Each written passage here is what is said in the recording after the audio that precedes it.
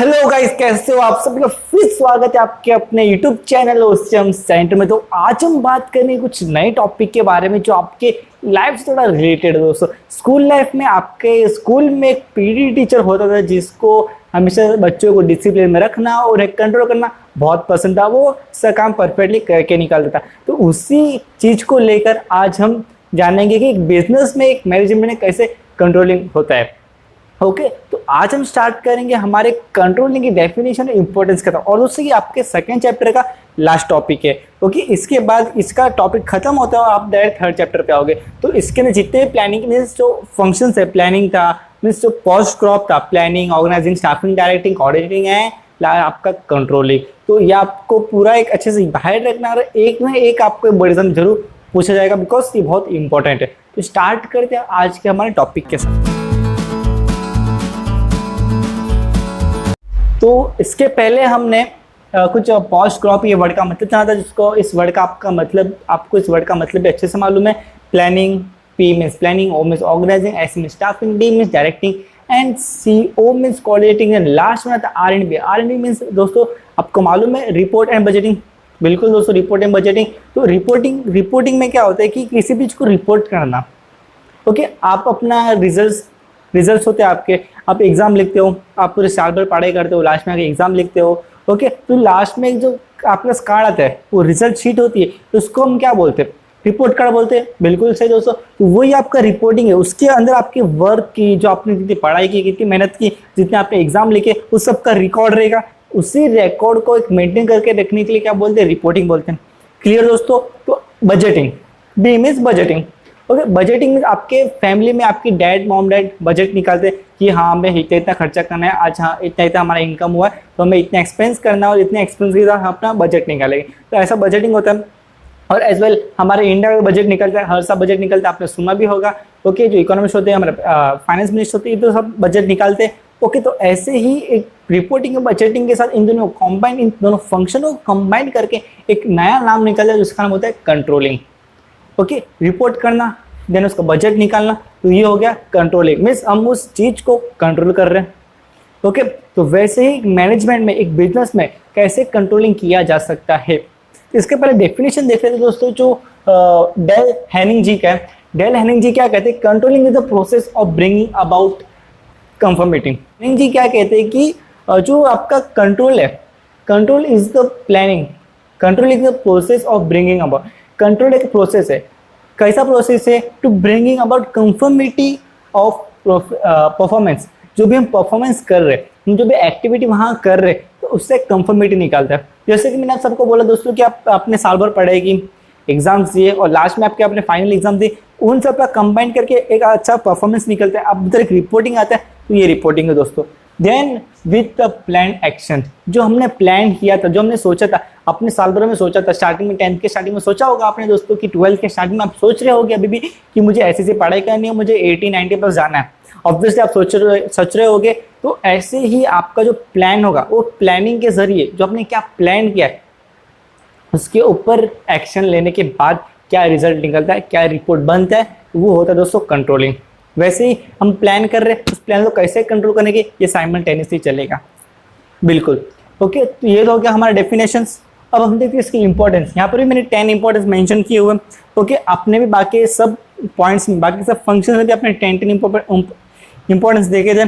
तो स्टार्ट करते हैं फर्स्ट इंपॉर्टेंस के साथ। फर्स्ट है फुलफिलिंग गोल ऑफ ऑर्गेनाइजेशन। हाँ दोस्तों, अभी सब फंक्शन तो ऑर्गेनाइजेशन गोल के लिए ही बनते हैं। तो हमारा कंट्रोलिंग भी कुछ ऐसा ही है, फुलफिलिंग गोल्स ऑफ ऑर्गेनाइजेशन। इसमें क्या होता है कि टॉप लेवल, मिडिल लेवल और लोअर लेवल के लिए भी कंट्रोलिंग है। कंट्रोलिंग ऐसा नहीं है कि सिर्फ लोअर लेवल के लिए, मीन्स जो अपर लेवल रहेंगे वो उन लोअर लेवल, मिडिल लेवल को कंट्रोल करेंगे, उन टॉप लेवल को कंट्रोल करने वाला नहीं, ऐसा नहीं है। टॉप, मिडिल और लोअर, इन तीनों के लिए कंट्रोलिंग फंक्शन है। अब टॉप लेवल का आप बोले कंट्रोलिंग करने वाला कौन है? टॉप लेवल खुद को कंट्रोल करेगा कि उसको खुद को कैसे बिजनेस चलाना है। ओके, मिडिल लेवल को कंट्रोल करने वाला कौन होगा? Top level. ओके, अब लोअर लेवल को कंट्रोल करने वाला मिडिल लेवल और टॉप लेवल, दोनों कंट्रोल कर सकते हैं। ओके, तो ये होता है कंट्रोलिंग। ओके, अब इसमें क्या होता है? कंट्रोलिंग हमें एक स्टैंडर्ड देता है, एक स्टैंडर्ड ऑफ वर्क देता है कि हाँ हम ऐसा वर्क कर रहे हैं, तो हम इसको और कंट्रोल करके, हम इसको और अच्छा करके दोस्तों कैसे स्टैंडर्ड में परफॉर्मेंस कर सकते हैं। तो ये होता है दोस्तों फुलफिलिंग गोल ऑर्गेनाइजेशन। जितना बेस्ट कंट्रोलिंग होता उतना ही आपका गोल जल्दी से जल्दी अचीव होगा आपके ऑर्गेनाइजेशन का। ओके, तो ये था हमारा फर्स्ट पॉइंट। सेकंड पॉइंट है making efficient utilisation of resources. Yes दोस्तों, आप ये 6th टाइम ये पॉइंट पढ़ रहे हो। ओके, आपने प्लानिंग में भी पढ़ा, आपने स्टाफिंग में भी पढ़ा, आपने डायरेक्टिंग में भी पढ़ा, आपने कोऑर्डिनेटिंग में पढ़ा, आपने ऑर्गेनाइजिंग में पढ़ा, और आप कंट्रोलिंग में भी ही पढ़ने जा रहे हो। क्या? Utilisation of resources. अब कंट्रोलिंग में कैसा होता है कि हम एम्प्लॉयज को कंट्रोल कर रहे हैं। एक मैनेजर का काम होता है, एक सबऑर्डिनेट का काम होता है कि एम्प्लॉयज को कंट्रोल करना। Okay right. तो इसमें क्या होता है कि उस कंट्रोल करते समय मैनेजर उस कंट्रोल करते समय उन्हें बताएंगे कि हाँ तुम्हें इस रिसोर्स को ऐसे ऐसे यूज़ करना है, इसके जो वेस्टेज है, इसके स्पॉइल्स है वो तुम्हें कम करना है, इसके जो डेविएशन है वो मिनिमाइज करना है। ओके, ये मिनिमाइज करने के बाद एक अच्छा कंट्रोलिंग बनेगा। अच्छा कंट्रोलिंग के बाद दोस्तों एक वर्कर्स अच्छा काम कर पाएंगे। अच्छा काम कर पाए ऑब्वियसली अच्छा कंपनी को प्रॉफिट निकलेगा। तो इसमें क्या होगा दोस्तों? Making efficient. ओके, एक अच्छा कंपनी के लिए बन गया कि उनका एक अच्छा प्रॉफिट बन सकता है, इनका एक नाम बन सकता है बिजनेस का। ओके, तो थर्ड पॉइंट देखते हैं accuracy of standards. Second point में मैंने बोला कि कंट्रोलिंग हमें क्या बताता है? एक अच्छा स्टैंडर्ड बताता है। तो ऐसे ही accuracy of standard. Accuracy mean दोस्तों एक्यूरेट मीन्स करेक्ट। ओके, इसका जो नाउन फॉर्म बोल सकते हैं वो करेक्ट होता है। Accurate means correct. Okay, one in the same. Standard में दोस्तों आप बोल सकते हैं sir first, fifth, sixth standard, वो वाला स्टैंडर्ड दोस्तों। स्टैंडर्ड मीन्स एक अच्छा लेवल ऑफ थिंक, एक अच्छा लेवल ऑफ मेंटेनेंस, एक अच्छा लेवल ऑफ परफॉर्मेंस। जो भी हम काम करेंगे वो अच्छे लेवल पे करेंगे तो उसको बोलेंगे स्टैंडर्ड। ओके, बहुत रिच लोग रहते हैं, अच्छी शॉपिंग करते हैं, तो वो अपनी शॉपिंग को क्या बोलते हैं? स्टैंडर्ड शॉपिंग हो गया। रिच लोग होते हैं, बिजनेसमैन होते हैं, बड़े बड़े अपने पार्टीज में जाते हैं और अच्छा खाना भी खाते हैं, फैमिली के साथ टाइम में जाते हैं, तो उसको क्या बोलते हैं? Standard lunch and dinner, standard party. Okay, जब किधर भी घूमने जाते हैं ओके तो लोग क्या बोलते हैं? Standard travel. तो ये क्या होगा दोस्तों? एक अच्छी लेवल पे कर रहे हैं। ओके, तो ऐसे ही आपको भी आपकी स्टडी अच्छे लेवल पे करनी है, आपको भी आपकी स्टडी स्टैंडर्ड लेवल पे करनी है। ओके, तो ये होता है दोस्तों एक्यूरेट स्टैंडर्ड। कंट्रोलिंग भी एक स्टैंडर्ड परफॉर्मेंस देता है। ओके, कंट्रोलिंग क्या करता है? कंट्रोलिंग मीन्स हैंडलिंग करना। कंट्रोलिंग मीन्स हैंडलिंग करना। मैनेजर हैंडल करेगा, मैनेजर होगी उसके अप वाला उसको हैंडल करेगा, मैनेजर एम्प्लॉय को हैंडल करेगी। तो ऐसे ही हैंडलिंग करते करते इतना बेस्ट हैंडलिंग करने गए कि जो हमारे वर्कर्स हो गए, एम्प्लॉयज हो गए, जो मैनेजर हो गए, सबऑर्डिनेट्स हो गए, वो बेस्ट निकलने चाहिए, स्टैंडर्ड निकलने चाहिए, उनका वर्क होना चाहिए, स्टैंडर्ड वर्क होना चाहिए। तो ये होता है दोस्तों accuracy of standard. Okay, fourth point देखते हैं मोटिवेट्स एम्प्लॉय। अब मोटिवेट्स एम्प्लॉय हमने पहले भी किसी पॉइंट में देखा है, ऑर्गेनाइजिंग कोऑर्डिनेशन में देखा है, मोटिवेट्स होते रहते हैं एम्प्लॉय। तो इसमें क्या होता है कि हमें ऐसा कंट्रोल करना है कि उनका जो वर्क होगा वो बेस्ट निकलना चाहिए, क्योंकि ये हमने कंट्रोलिंग में देखा था। तो इसमें क्या होगा कि हमें ऐसा कंट्रोल करने का है कि उनका जो वर्क होगा वो बेस्ट निकलना चाहिए और उनका काम बदलना चाहिए। अब मैं आपको इसके एग्जाम्पल से समझाता हूँ। एक ऐसा नॉर्मल बैक ऑफिस है, ऑफिस यहाँ पर 100 एम्प्लॉयज काम करते हैं, उनका एक मैनेजर है। ओके, मैनेजर कभी राउंड अप पे घूम रहा है और एक एम्प्लॉय ऐसा थोड़ा सैडली वर्क कर रहा है, थोड़ा सैडली बात कर रहा है। ओके, तो अब मैनेजर अच्छा था, मीन्स अच्छे से बात करता था, ओके वेल मैनेजर था। तो उससे पूछा था, अरे तुझे क्या हुआ, तू इतना सैड वर्क कर रहा है, सैड बात कर रहा है, कुछ प्रॉब्लम है क्या? तो मीन्स वो बोल रहा था कि सर अभी मेरा एक्सपेंस बहुत ज़्यादा हो रहा है, अभी मेरे लिए कुछ बच रहा नहीं है, मेरे खर्चे बहुत ज़्यादा हो रहे हैं, मेरे बच्चों के स्कूल के फीस बहुत ज़्यादा एक्सपेंसिव हो रहे हैं। तो ये सब बोल रहा था, वो उसके खर्चे बता रहा था और उसके बाद इनकम कम हो रहा था लेकिन खर्चे ज़्यादा हो रहे थे, वो लॉस में आ रहा था। ओके, तो मैनेजर ने बोला अच्छा तेरी ये प्रॉब्लम है। तो मैनेजर उसको उठा के ऑफिस में लेके गया और बात कर रहा था। उस बात करने के टाइम उसने ये बताया कि मैं तुझे ऐसा ऐसा वर्क देता हूँ, मैं तुझे ऐसा ऐसा काम देता हूँ। ओके, ये काम को तू ये ऐसा काम कर, तू ये काम छोड़ दे, ये काम को साइड में रख, तू मेरा ये वाला काम कर। जब तू मेरा ये वाला काम करके देगा मैं तुझे एक्स्ट्रा सैलरी, एक्स्ट्रा इंटेंसिव या फिर एक्स्ट्रा बोनस दूंगा। अब इसमें क्या होगा? मैनेजर का काम हो रहा है, मैनेजर खुश। ओके, अब इसको एक्स्ट्रा सैलरी या फिर बोनस मिल रहा है, ये भी खुश, इससे खर्चे भी निकल रहे, घर वाले भी खुश, प्रॉब्लम सॉल्व। ये क्या बोलता है? कंट्रोलिंग ये बोलता है दोस्तों कि यहाँ पर क्या हुआ, एम्प्लॉय मोटिवेट हुआ, किसके जरिए काम मिल रहा है, पैसा मिल रहा है, उसकी जो सेटिस्फाइनेस थी वो कम हो रही थी, लेकिन इस मैनेजर में एक अच्छा काम देके, सैलरी अच्छा बता के थोड़ा मोटिवेट कर दिया, वर्कर काम करने पे लग गया।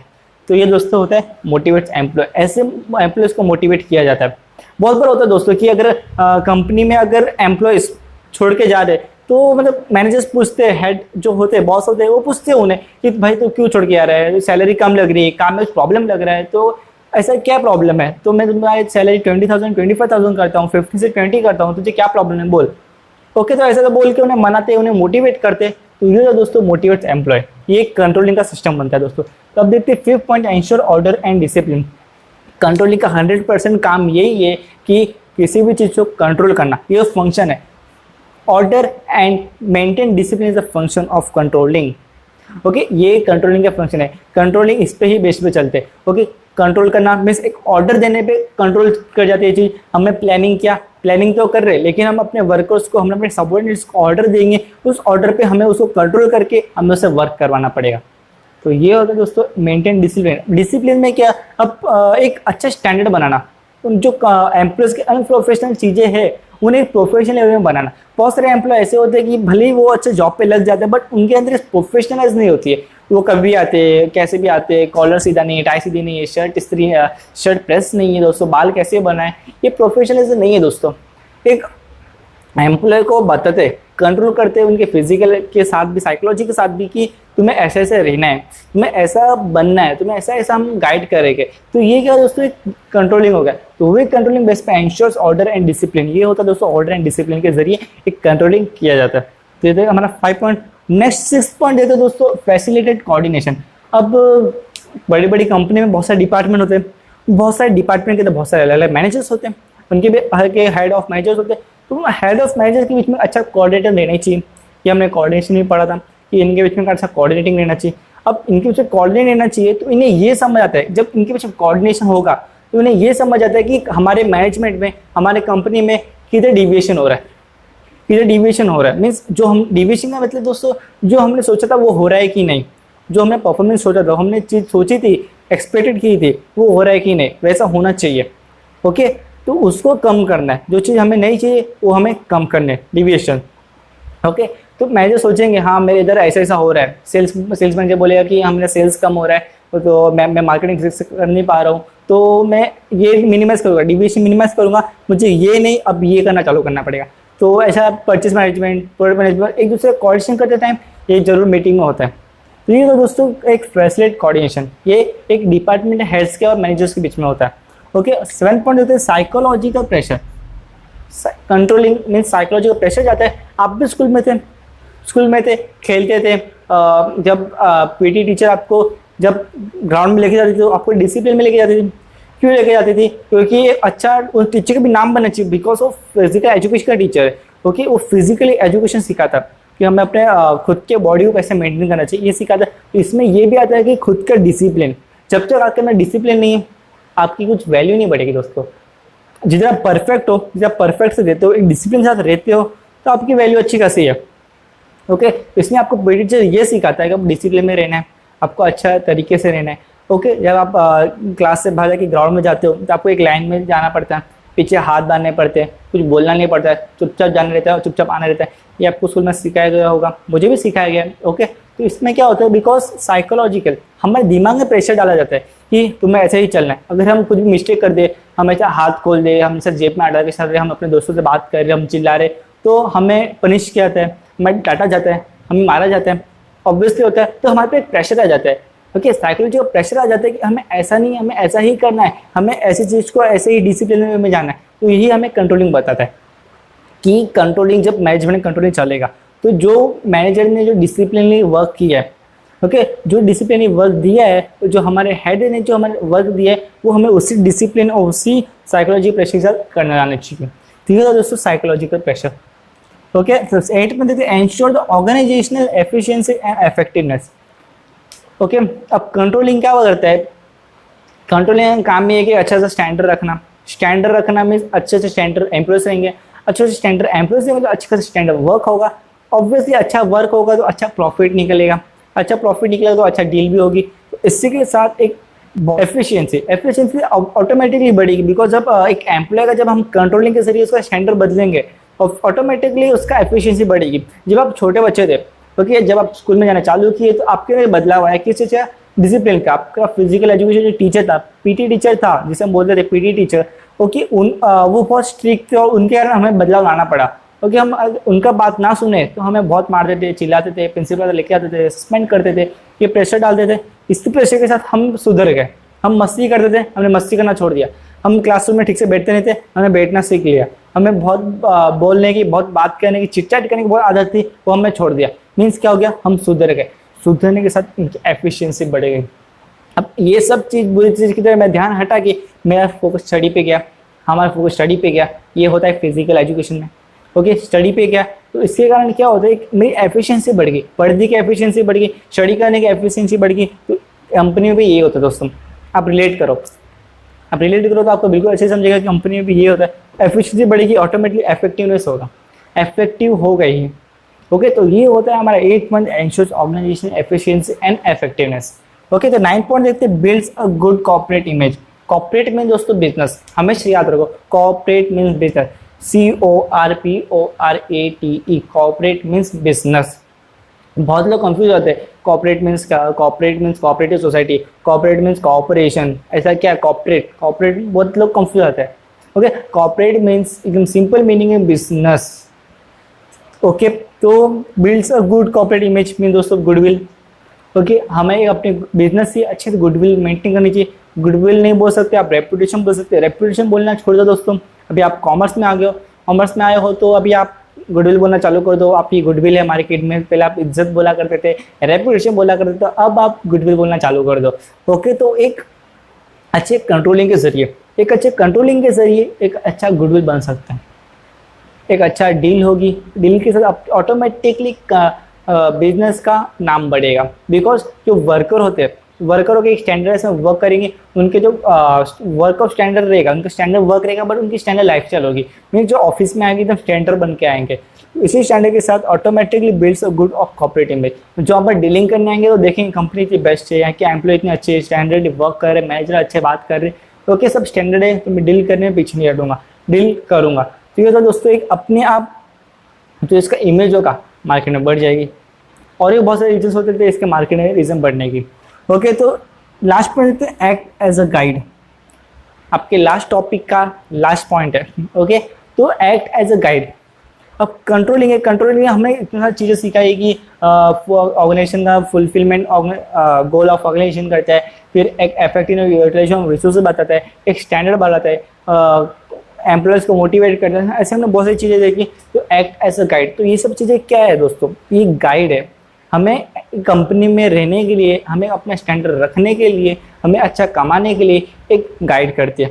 Not only workers, not only employees and labour, सिर्फ लेबर्स के लिए नहीं है, सिर्फ वर्कर्स के लिए नहीं है, ये मैनेजर और टॉप लेवल मैनेजमेंट के लिए भी है। Top level management, lower level management, middle level management, इन सबको कंट्रोल करता है कौन, कंट्रोलिंग का फंक्शन। इन सबको एक गाइड करता है, कौन करता है, कंट्रोलिंग का फंक्शन।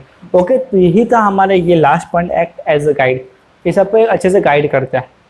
ओके, तो इसी के साथ आपका ये टॉपिक खत्म हो रहा है कंट्रोलिंग का, जब हमने डेफिनेशन उसके 10 इंपॉर्टेंस देखे।